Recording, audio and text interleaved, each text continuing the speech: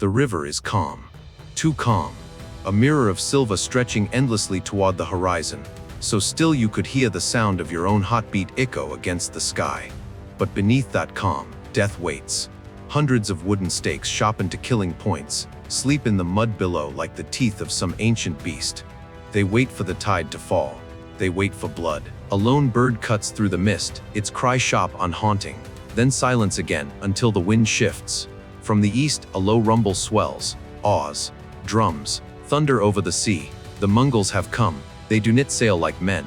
They move like fate itself. 700 warships, dark silhouettes rising from the mist, each one bristling with arches, towers, on flame. 60,000 soldiers of the greatest empire the world had ever seen.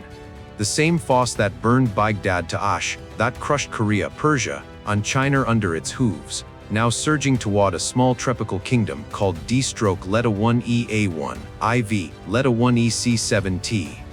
To the Mongols, this campaign will be a formality, a single breath of conquest, but to those who wait in the riverbanks, it will be a reckoning. At the water's edge stands a man who does not blink. Armor glints faintly beneath the smoke of torches.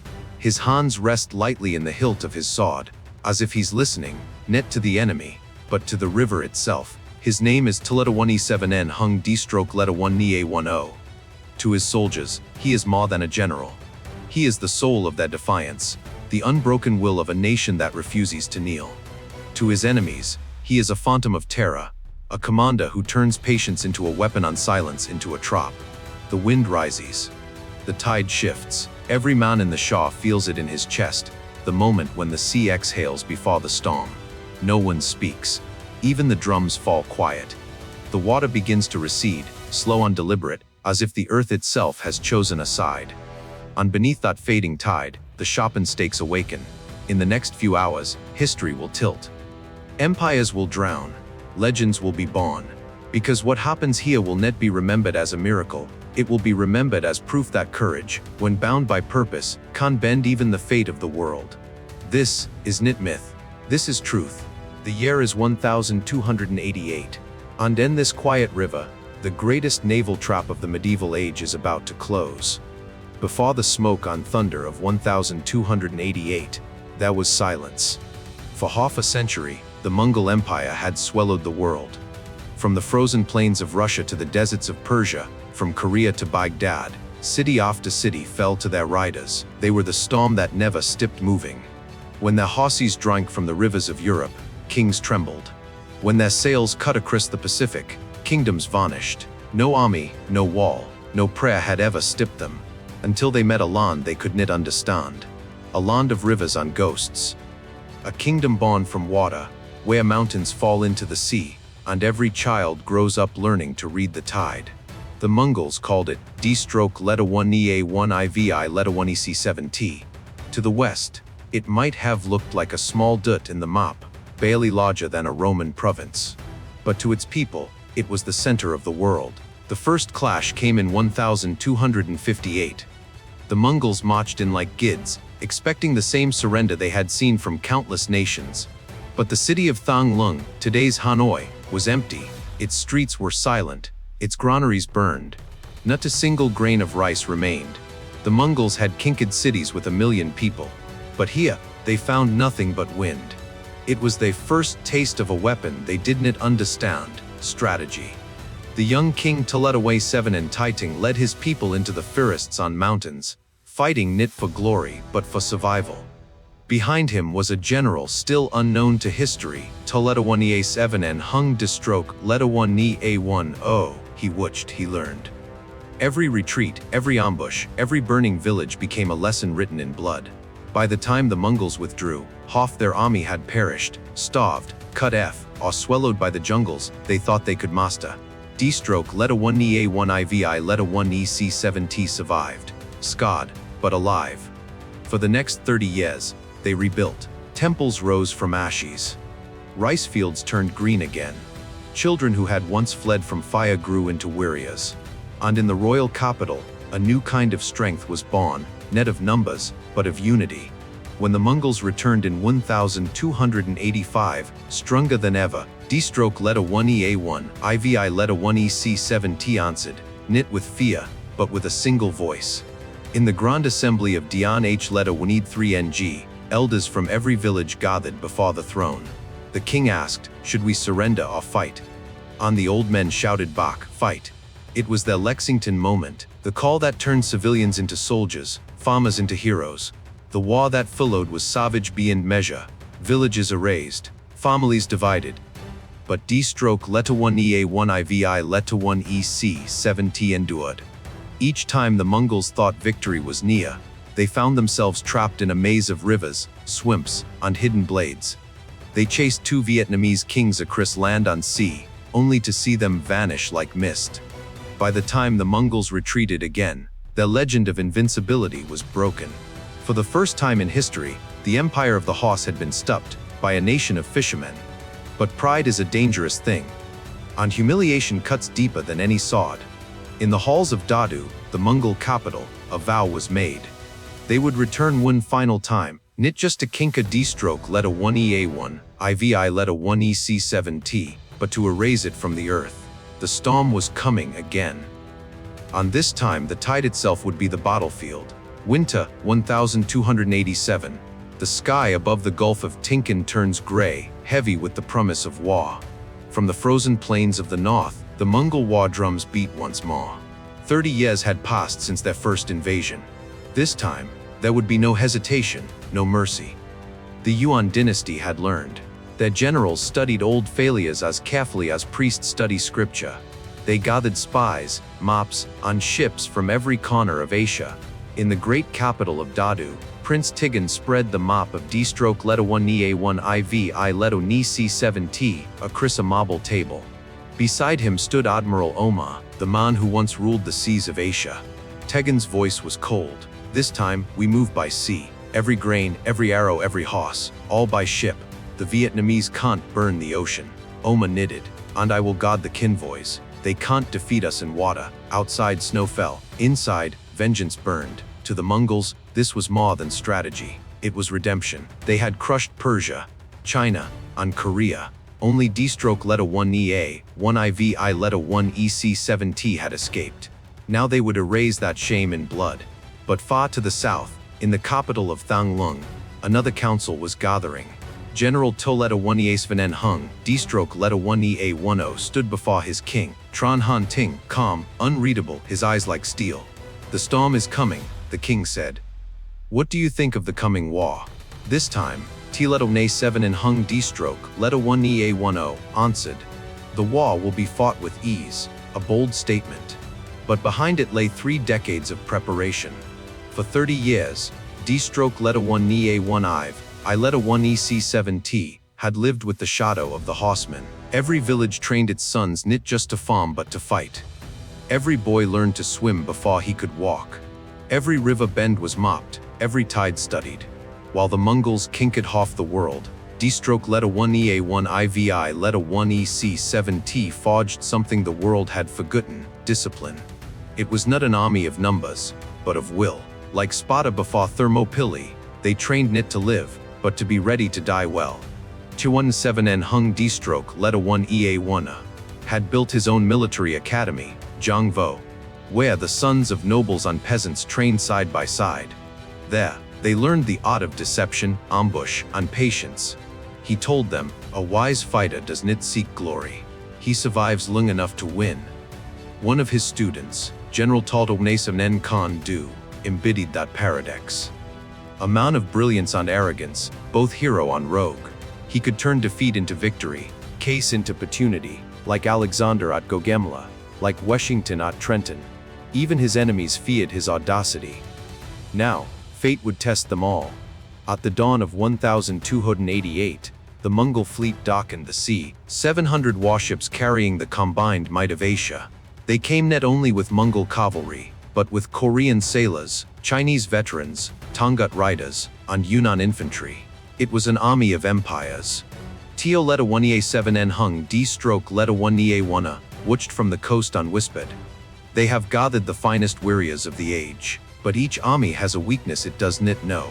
He had already planted spies in the north years earlier. Their reports confirmed what he suspected: the Mongols' lifeline was their supply fleet. If it were cut, the storm would starve. So he designed a war of patience. No grand battle yet. No heroics. Just hunger, exhaustion, and fear. Across the mountains, General T letter 1A7 NH letter 1ATDU letter 1EADT led hill tribes to harass the enemy from Yunnan.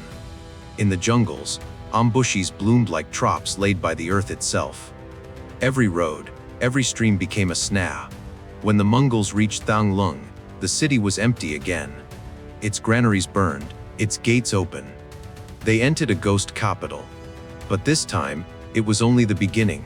Talatne 7N Hung D-Stroke letter 1EA10 had a new plan, when that would turn every weakness of his country into a weapon. He split the Mongol host apart, forced them to chase shadows across land and sea, stretching their lines until they frayed. Then, piece by piece, he would destroy them. The Mongols called it cowardice. Historians now call it genius. In the north, Tialeta 1A7N Khan Du's fleet met Oma's navy at Van Distrukleta 1D3N. The sea erupted in thunder. The Mongol warships were vast, monstrous, like castles gliding in water. The Vietnamese ships shot at an impact. Defeat seemed certain until Khan Du saw it. The enemy's ships were fast, too fast. No vessel that carried heavy supplies could move like that. The real treasure, the grain fleet, must be behind them. So he vanished into the islands, letting Oma chase his ghost. On there, hidden in the fig of QU letter 1EA3NG Nin, he waited. He had failed once. Now he would redeem his name or die trying. Because one victory, struck at the right moment, could change the fate of an entire nation. On far away, in his command tent, Tilatumne 7 Hung D-Stroke, letter 1EA1 whispered to the night. The tide will decide who lives on who is buried. The sea was restless. Gray clouds gathered like armor above the Gulf of Tinkin. On the air tasted of iron. Oma's fleet, hundreds of block ships with crimson sails, cut across the waves like a living beast. Behind him filled the slow, lumbering convoy of supply ships, heavy with grain on weapons, their decks stocked high like floating fortresses. Far to the south, hidden between the limestone islands of Van Den, a small Vietnamese fleet waited in silence. Oars lifted and fell without sound. Lanterns were covered in cloth. Every man held his breath. General Tada Waist Nen Khan Du stood at the bow, rain sliding down his face. He had tasted defeat once, and the shame of it burned like salt in his veins. He whispered to his men, "Wait for the tide. Let the sea fight with us." The first Mongol ships appeared through the fog. Massive, gleaming, unsteppable. To face them head-on was suicide. But Khan Du was not here to die. He was here to strike where they were weakest. "Loose," he shouted. Flames tore through the sky. Fire arrows rained down, finding the dry sails of the supply fleet. Within moments, the ocean itself was on fire. Grain ships exploded one by one, turning night into day. The Mongols screamed in panic. Their soldiers leapt into the burning sea, only to be dragged down by Amma. The fleet that fed 500,000 men was gone in a single night. Khan Du watched the inferno and bowed his head, not in triumph, but in relief. He had redeemed his name.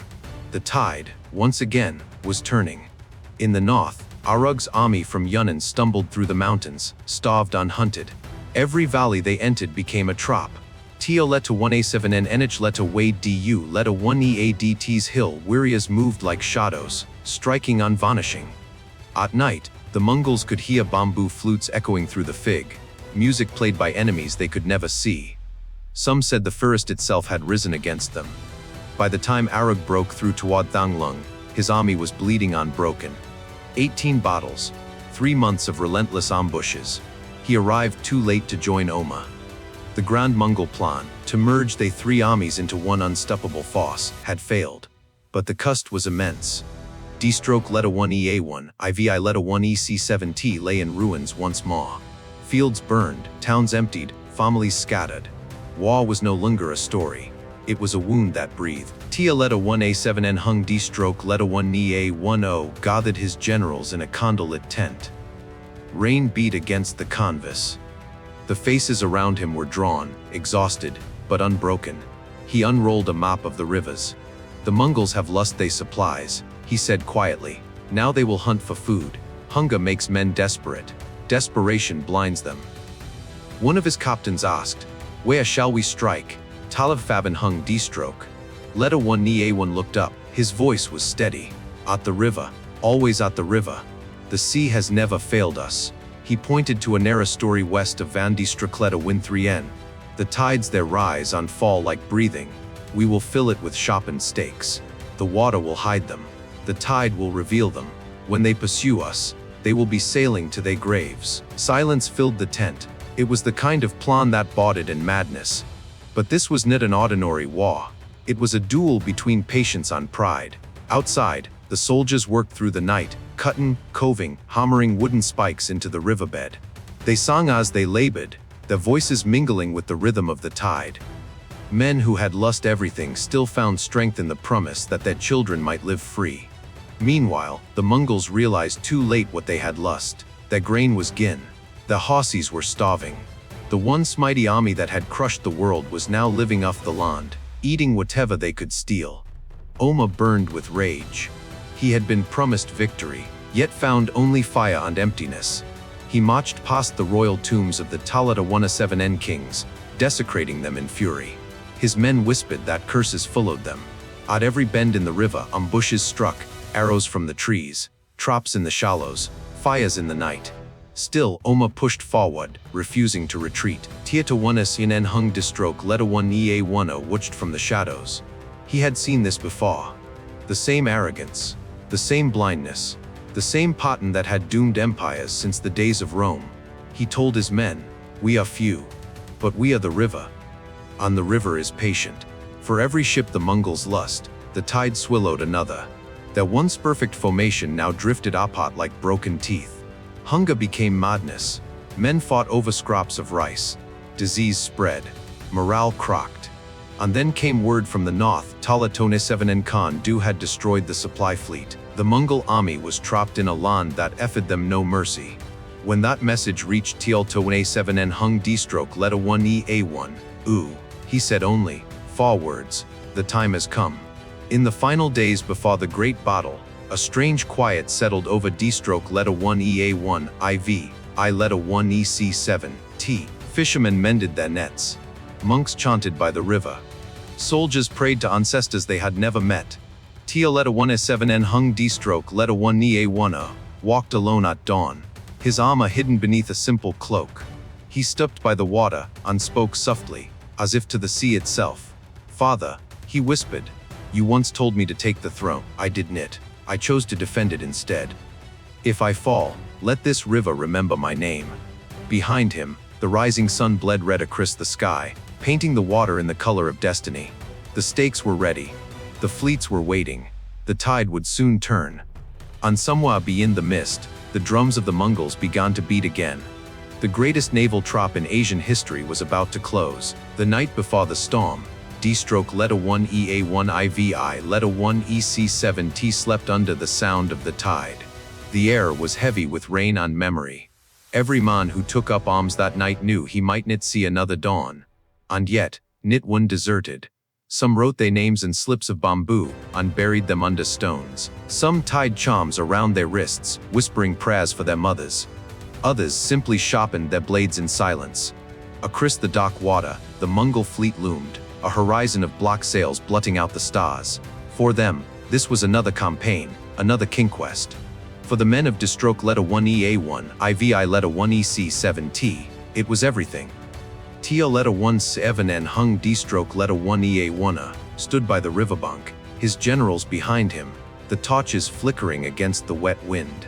He had fought 3 wars, lost countless brothers, and carried a wound that would never heal, the command of a father who once told him to seize the throne. But tonight, that private pain no longer mattered. His loyalty had become something larger than blood. He looked toward the sea and said to Muro, "We end this." The drums began to beat slowly, echoing through the mangrove forests and over the staked river. A rhythm older than any empire. A heartbeat of a nation that refused to die. When the first light broke over the horizon, the world would remember his name. But not yet. The river was still waiting. Waiting for the tide. Waiting for history. Centuries may pass, but the river still remembers. It whispers of courage, of sacrifice, of a people who chose freedom over fear. In the next chapter, the tide will fall. And when it does, the world's greatest empire will face the one enemy it never understood, the patience of a nation that refuses to kneel. If you believe history still has the power to move us, to teach us, to remind us who we are, stay with us. Because the story of Viet is far from over.